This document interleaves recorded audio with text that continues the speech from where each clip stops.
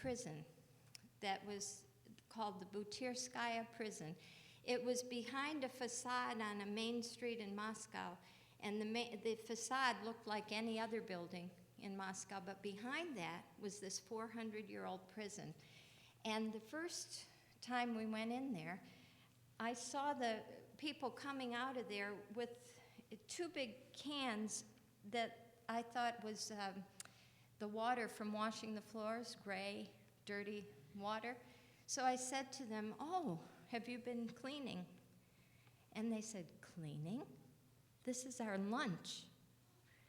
And we were sick looking at it. It was horrible. So we got in touch with some aid agencies, and the next time we went, and this is all really compact because we have a lot to tell you.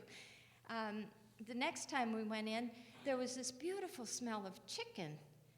And we thought, what in the world is going on here? And so we quickly asked the head warden, "What is this? What is going on?" He said, "Your bush legs have arrived."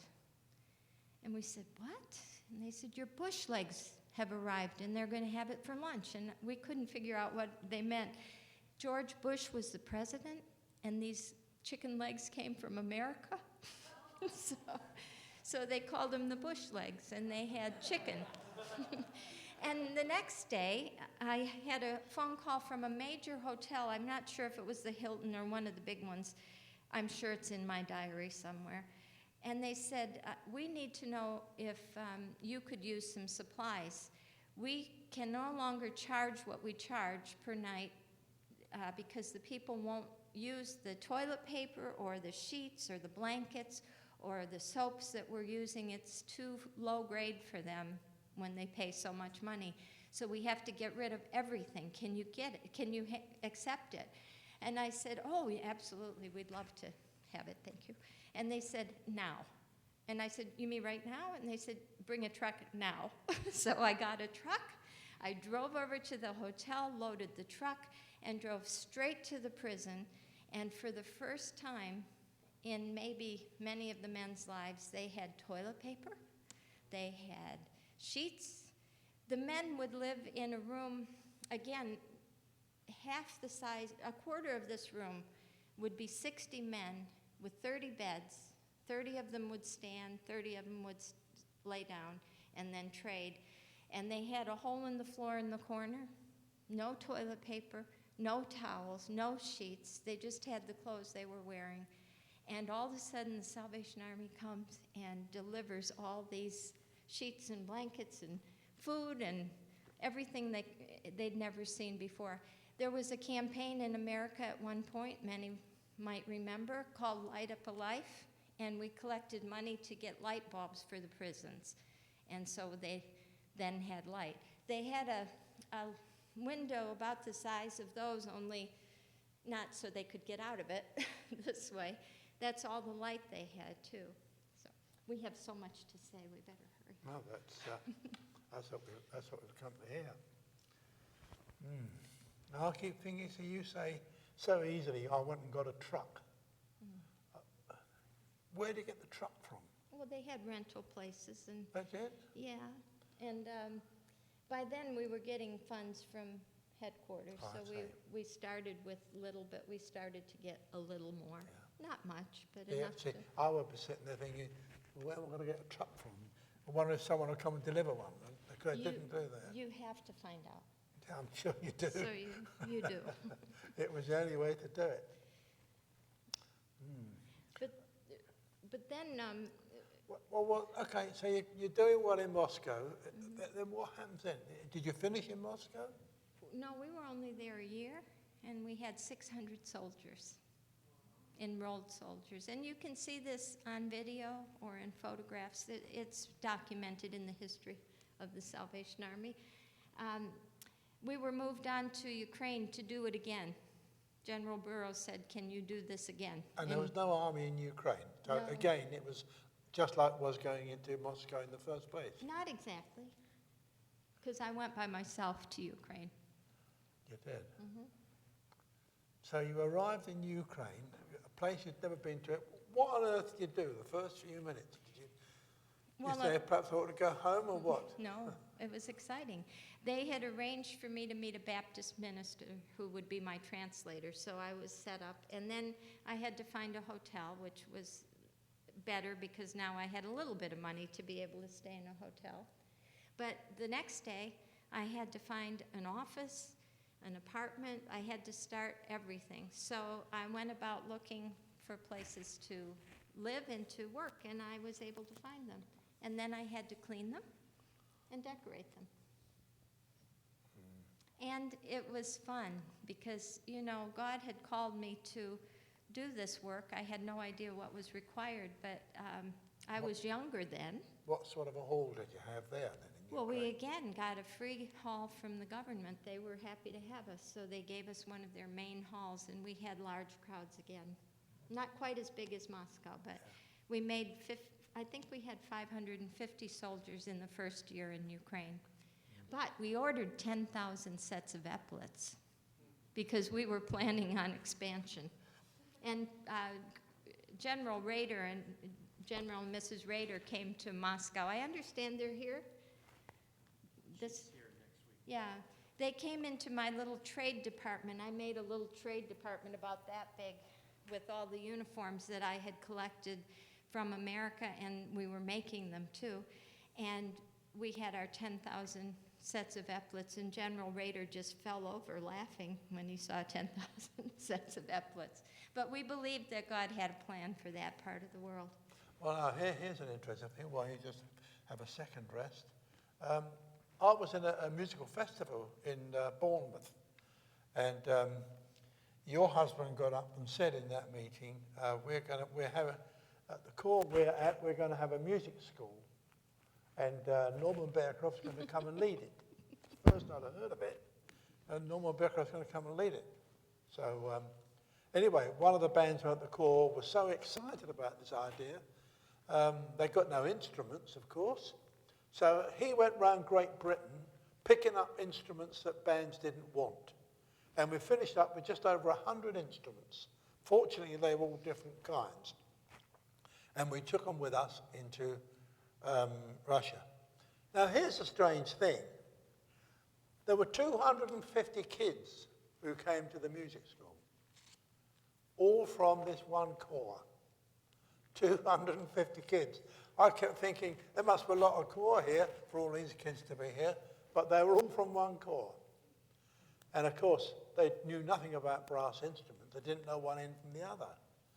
And my audition was looking at a lad and saying, you look like a bass player, here's a bass. Or you look like a trombone player, here's a trombone for you. That's how I had to do it. One little kid who came, this is to give you a little rest, one little kid who came, I gave him a baritone in a case. And he went away, and but they were beginning to play, and we could play a tune. But this kid just kept going, that's all I got out of him, you see. So I thought perhaps the baritone's too big or something. So through an interpreter, I got this boy to come and see me. And I said, I'm going to give you a horn, which is a bit smaller. I think you'll do better. Well, he took the horn. It didn't have a case, incidentally. And he took the horn. He didn't look very happy. A couple of days later, the interpreter came back and said, this boy does desperately want to see you again. Oh, I said, okay, what's the trouble? So he came back, and she said, well, he's not getting on very well with the horn, and it doesn't have a case. The case was so important. So he came back, so I said, well, what's the problem? Through the interpreter. So she said, well, when he plays, he said, when I play the baritone, it gives me a headache. Well, shall I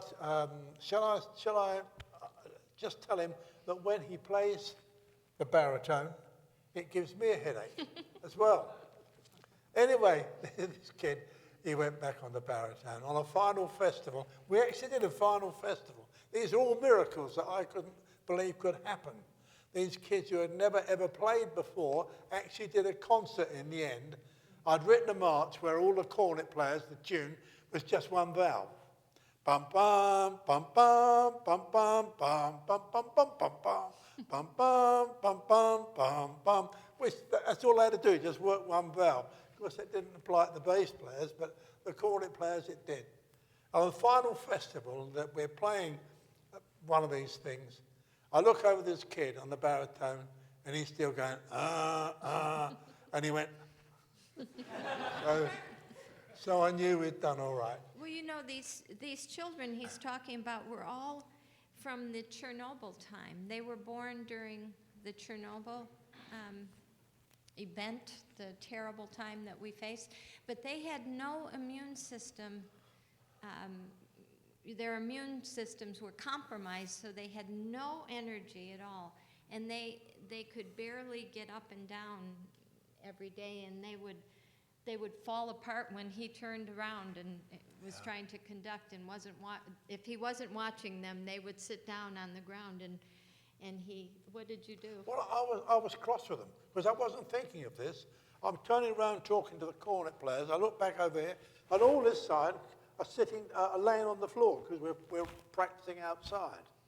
So I said, come on, you young fellas, but you know, what are you doing laying down there? Not realising that these kids just didn't have the strength.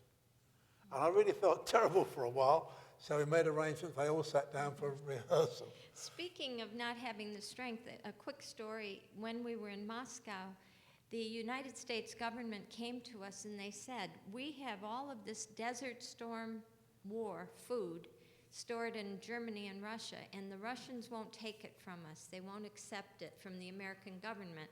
So my husband said to them, give it to us. So they gave us all the food from the Desert Storm War, all the leftover food that the soldiers didn't eat. And this is good food, believe me. And so they gave it to us. And the first delivery was in a C-5 aircraft. Do you have any idea how big a C? It's like 3 of these rooms together, something like that, full of food that we could use. So I opened 49 soup kitchens in a week. The kitchens were there. The staff was there, they just didn't have food. So I happened to be on every front cover of the newspaper and all over the world, teaching the Russians how to cook the food that the Salvation Army was giving to them.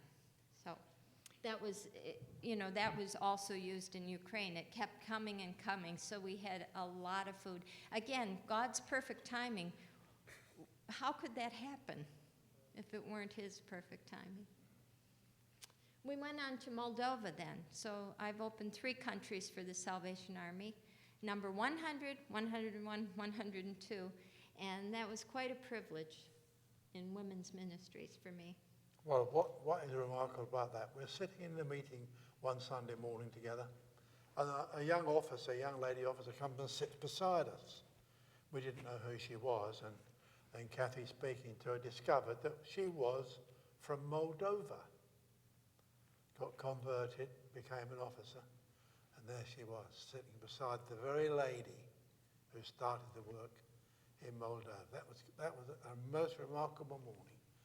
And as I sat there thinking about it, you know, how wonderfully the Lord works, and how the hard work is what does it in the first place, because it couldn't have been easy. No, You must have been tired out on these. Oh, I was a mess. I mean, how many days would you get off in a week? I know we worked over 18 hours a day, every day, because I remember sometimes in the morning feeling like I was being lifted, elevated, and I thought, how can that be? Because I can hardly move.